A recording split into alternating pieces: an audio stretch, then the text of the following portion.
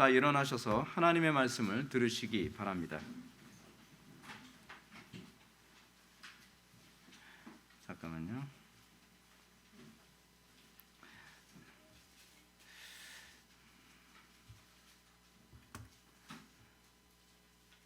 하나님의 말씀은 로마서 8장 32절입니다.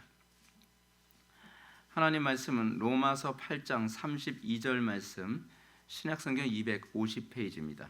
찾으셨으면 하나님의 말씀을 들으시기 바랍니다. 자기 아들을 아끼지 아니하시고 우리 모든 사람을 위하여 내주시니가 어찌 그 아들과 함께 모든 것을 우리에게 주시지 아니하겠느냐. 아멘. 다 자리에 착석해 주시기 바랍니다. 이 시간은 로마서 99번째 강의가 되겠습니다. 하나님을 신뢰할 만한 이유라는 제목으로 하나님 말씀 증거하도록 하겠습니다. 하나님을 신뢰할 만한 이유. 성도는 이 땅에서 사는 날 동안 끊임없이 거대한 악과 외롭고 지루한 싸움을 계속하는 존재들입니다. 이러한 성도들의 삶은 세상 사람들이 볼 때는 어떻게 보면 참 무모한 것처럼 보이기도 합니다. 세상 사람들, 세상의 죄의 노예가 되고 죄에 이끌려 사는 사람들은요, 그냥 체념해서 살아갑니다. 마치 노예들이 살아가는 게 그거 아닙니까? 맨날 노예로서 삶을 살아가는데 그 노예로서의 삶에서 해방되려고 하는 생각은 안 하고 그냥 원래 그렇게 살아가는 거지 뭐. 그러면서 그냥 체념하며 살아가는 거죠. 근데 여러분, 만약에 이런 사람이 있다고 합시다. 그렇게 도무지 거대 악과 싸워가면서 도무지 불가능한 상황에 있는데 누군가가 이 거대 악과 싸워서 저항한다고 생각해 봅시다. 그러면 사람들이 어떻게 보였습니까? 참 무모하다, 참 비현실적이다, 어떻게 세상을 저렇게 살아갈까? 근데 그게 바로 그리스도인입니다. 그리스도인이란 온 세상이 악으로 가득하고 죄악이 극에 달한 시대에 살고 있음에도 불구하고 우리는 세상에 길들여지지 않고 오히려 세상과 끊임없이 싸움의 연속선상에 있습니다. 근데 세상 사람들이 우리로 하여금 그렇게 이 땅에서 죄와 싸우고 그리고 어둠과 싸우는 그런 삶을 보면서 우리를 보고 참 납득하기 어려워하는 이유가 무엇이겠습니까? 그건 이유는 간단합니다. 그들이 우리 뒤에 계신 여호와 하나님을 볼 줄 모르기 때문에 그렇습니다. 여러분, 사실은 기독교인이라고 해서 모든 사람들이 죄와 싸우지 않습니다. 여러분들이 지금 우리가 보고 있는 오늘날 한국교회를 보십시오. 한국교회가 세상과 싸우기에 저항을 합니까? 저는 제가 어느 교회 가든지 상당수의 사람들에게서 느끼는 것이 뭐냐면 이미 죄에 적응되어지고 그리고 세상의 불법에 그냥 익숙해져 있어서 그냥 이게 나쁘고 안 좋은 거 알면서도 노예처럼 끌려다니면서 체념하며 사는 사람들을 너무 많이 봤습니다. 그러니까 제가 계속 외치면 사람들은 귀찮아합니다. 제가 계속 그 죄와 싸워라, 그리고 자유를 추구하라 라고 계속 얘기하게 되면 굉장히 불편합니다. 왜요? 싸우려면 희생해야 되잖아요. 싸우려면 어떻게 해요? 피곤하잖아요. 싸우면 고생스럽잖아요. 그래서 사람들이 안 들으려고 합니다. 안 들으려고 합니다. 그냥 애굽의 노예 생활하고 있는 그 이스라엘 백성들처럼 아니 뭐 고기 주고 부추 주고 마늘 주고 수박 주고 아니 그렇게 우리가 그거 먹으면 살 수 있는데 노예 생활하는 게 뭐가 어땠다고? 그냥 노예 생활하며 살아가는 게 그냥 편한 겁니다. 괜히 저항했다가 애굽의 그 간수들한테 한 대 더 맞죠. 근데 여러분, 이게 자연인들입니다. 이게 세상 사람들입니다. 그래서 그냥 그것에 그렇거니 하면서 그냥 체념하며 살아갑니다. 그래서 세상 사람들에게는 별로 기대할 게 없습니다. 세상 사람들은 죄악과 싸우지 않습니다. 죄악에 적응하며 살아가고 환경에 적응하며 살아가는 것이죠. 여러분들이 안 변하는 이유가 뭔지 한번 보십시오. 여러분들이 안 변하는 이유는 적응하며 살고 있기 때문에 그렇습니다. 저항하려 하지 않기 때문에 그렇습니다. 근데 우리가 이렇게 세상의 죄악과 저항하며 살게 되면 우리는 간혹가다 이런 생각이 들 때가 있습니다. 세상 혼자 덩그러니 버림받은 느낌. 왜 나 혼자 이렇게 애매하게 살까? 왜 나 혼자 이렇게 피곤하게 살아야만 하는가? 남들은 그냥 다 적응하면서 저렇게 살아가는데. 여러분, 제가 목회를 하면서 제가 느끼는 게 그겁니다. 아니 다른 교회들 보면은 다 그렇게 살아가지 않습니까? 사람들이 저보고도 그런 얘기합니다. 왜 이렇게 별뜩스럽게 살아가냐고요. 별뜩스럽게 살아가는 게 아닙니다. 여러분들이 분명히 기억하셔야 되는 건 그리스도인들은 구별된 존재이고 그리스도인들은 끊임없이 죄와 싸우는 존재입니다. 언제까지요? 최후 승리를 얻을 때까지, 주님 앞에 서는 그날까지. 근데 그거를 포기한다. 그러면 내가 그리스도인이라는 걸 우리는 도대체 뭘로 알게 됩니까? 그래서 때로는 이런 모습 때문에 우리는 영적 의욕을 상실하기도 합니다. 때로는 내가 아무리 애써도 별로 달라지지 않는 세상을 보면서 하나님의 신실하심과 동행하심에 대해 의심을 갖게 될 때도 있습니다. 그러나 우리가 이런 상황 때마다 결코 잊지 말아야 될 태도가 있습니다. 그것은 뭐냐면 우리의 신앙은요, 감정이나 현상이나 느낌에 의존하지 않는다는 사실입니다.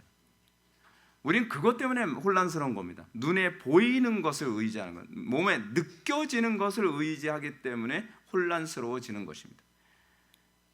그럼 우리는 도대체 뭘 의지하며 사는 겁니까? 약속이죠. 하나님의 약속입니다. 그리고 하나님의 신실하심입니다.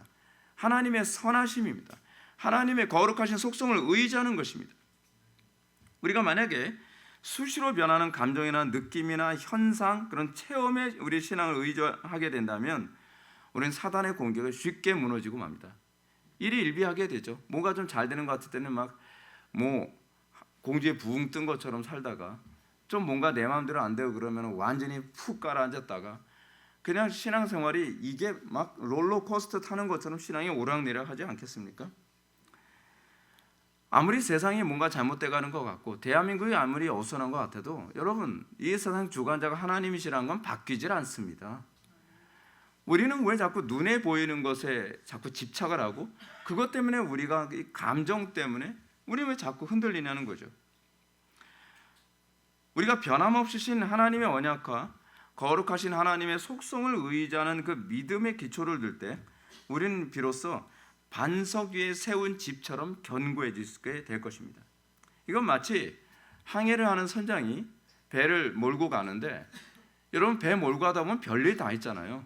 별일 다 있습니다. 막 풍랑이 막 엄청나게 칠 때도 있고 갑자기 먹구름이 몰려올 때도 있고 비가 억수같이 쏟아질 때도 있고.